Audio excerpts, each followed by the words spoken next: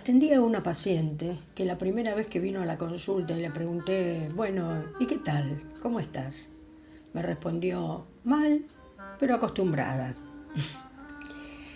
Hay personas que permanecen largo tiempo, incluso años, en situaciones que les resultan insoportables, sin hacer nada por resolverla, salvo quejarse. Seguro que todos conocemos gente así, o incluso te está pasando a ti. Quiero decirte que hay dos cosas que se excluyen mutuamente, la queja y el accionar. Lo primero que tienes que darte cuenta es cuál es tu actitud ante la situación que estás viviendo. Muchas veces entramos en un callejón sin salida, aparente por lo menos, y lo que decimos es, 1.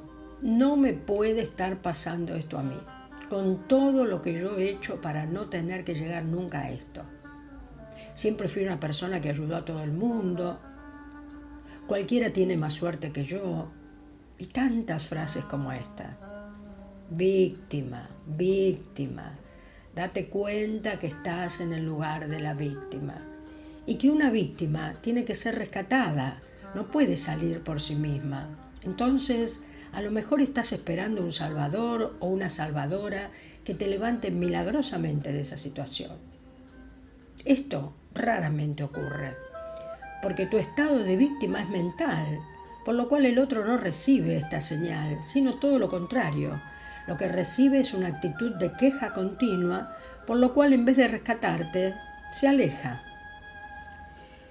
Yo personalmente me he negado siempre a ver, por ejemplo, en las mujeres de violencia de género, verlas como víctimas. Y si ellas se sentían así, trataba de que veamos juntas cómo salir de esa situación. Trabajaba el pasaje de víctima de su situación a protagonista de su vida. Y este pasaje hacía toda la diferencia. Cuando operas desde el victimismo, te encuentras en un estado de postración mental. No ves ningún recurso interno ni ninguna estrategia que podría ayudarte a salir de allí, más que la manipulación de tu entorno.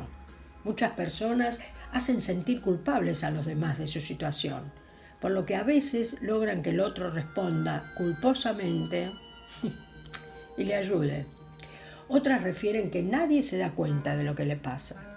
Y entonces entran en una especie de juego donde el otro debiera adivinar qué es lo que a él o a ella le pasa y necesita. Estas personas tienen una memoria selectiva por la que recuerdan todas las veces que ayudaron y no fueron correspondidos. Suelen ser envidiosos de la situación de los demás, aduciendo que si ella o él hubiera tenido esas condiciones, seguramente le habría ido también muy bien. Otros son especialistas en hacerle pensar a su terapeuta, en el caso de que pidan ayuda psicológica, que no los va a poder ayudar. Todas las estrategias propuestas van a decir que ya la hicieron sin éxito y no pueden conectar porque en esta situación, salvo el hecho de echar culpas a diestra y siniestra, es decir, no pueden conectar con ninguna situación de salida porque echan culpas a diestra y a siniestra. Yo lo llamo, la vida me engañó. 2. Personas que son vitalmente fóbicas, o sea, mientras las condiciones de vida fueron por un carril conocido o determinado por un programa mental escrito, por ejemplo, por sus padres, los cuales siempre estuvieron ahí para sacarlos de cualquier dificultad, marcharon, entre comillas, normalmente. En el momento que alguna circunstancia externa les movió esa estructura construida artificialmente, ahí vino el declive. La respuesta fue el miedo, negado, que dio lugar a un sinfín de argumentaciones y justificaciones. En otros casos se produce un miedo paralizante que reduce la capacidad de reacción de la persona, lo que hace que la ralentice y empiece a operar desde la frustración, el resentimiento y la falta de recursos internos para buscar soluciones. Ahora llega el momento de ver cómo salir de estas situaciones, porque te decía al comienzo que hay dos cosas que se excluyen mutuamente: la queja la cual vimos, si me quejo no veo la salida o no la quiero ver por temor o cualquier otra cuestión y me posiciono en esa zona de confort y así puedo pasar años, como decía mi paciente, mal, pero acostumbrada. Y la otra es el accionar. Veamos cómo se hace entonces para accionar y lograr cambiar las circunstancias adversas. Lo que me gustaría es que notes que en todas estas personas hay un denominador común en las que describíamos, ¿no? Tienen la mente contaminada de pensamientos tóxicos, operan desde el miedo. Y tú dirás, ¿por qué dices desde el miedo? Sencillo, porque el miedo hace que me acobarde, me compare, me vea inferior, me sienta menos que otros, me vea sin recursos internos saludables, en definitiva, me paralice. Espiritualmente hablando, podemos posicionarnos desde el miedo o desde el amor.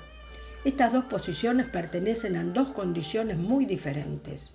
El que opera desde el miedo lo está haciendo desde su ego, y como sabemos que el ego es un falso yo, un mecanismo de defensa que vive en estado de exigencia, presionando, oprimiendo, compitiendo, en fin, en estado de infelicidad, y cuando logra algo, esa fuerza de estrés y sufrimiento. Quien vive identificado con su ego tiene una existencia inauténtica, desconectada de su esencia, de su verdadero ser. Vive el programa que el sistema de pensamiento del mundo le ha escrito y le sigue dictando, a fuerza de exigencia y presión, disfrazado de autosuperación. La persona que opera desde el amor lo hace desde un estado de paz y armonía internas, siempre y cuando este estado sea producto de la reconexión con el creador de la vida. Y tú dirás, ¿cómo hago esto? Sencillo.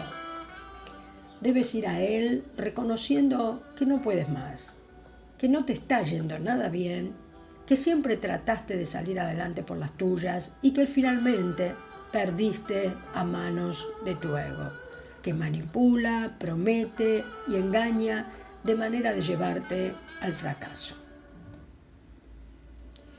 Tu contacto espiritual genuino se llama Jesucristo de Nazaret y no lo encuentras yendo a ningún templo, ni dando diezmos y ofrendas o teniendo que pasarte 3 o 4 veces por semana cumpliendo con las actividades de la iglesia. Jesucristo está dentro de ti, por lo cual es un acto íntimo entre tú, Él y nadie más. A partir de este reconocimiento, Él te dará el poder espiritual para salir de la situación de postración en la que te encuentras. Escucha, el amor consiste en esto, no en que nosotros hayamos amado a Dios, sino en que Él nos amó a nosotros y envió a su Hijo para que ofreciéndose en sacrificio nuestros pecados quedaran perdonados. Primera de Juan 4:10.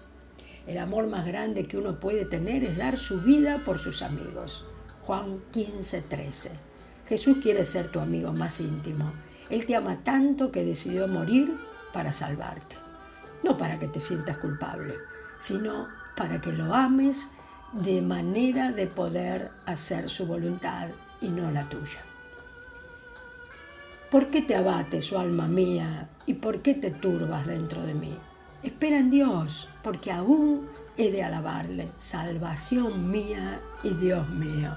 Salmo 42:1. Qué tremenda enseñanza nos da el rey David. En los peores momentos de angustia y perseguido por sus enemigos, que él sí tenía enemigos reales, en vez de resignarse o quebrantarse, opta por hablarle a su alma. ¿Qué compasión muestra por su alma? ¿Te animas a hacer lo mismo? Dile también, ¿por qué te angustias, alma mía? ¿Por qué crees que no tienes salida? Espera en Dios. Él te sacará de esta ruina. ¿Qué te parece? Escucha y comparte este audio en el canal de YouTube Caminos Más Altos.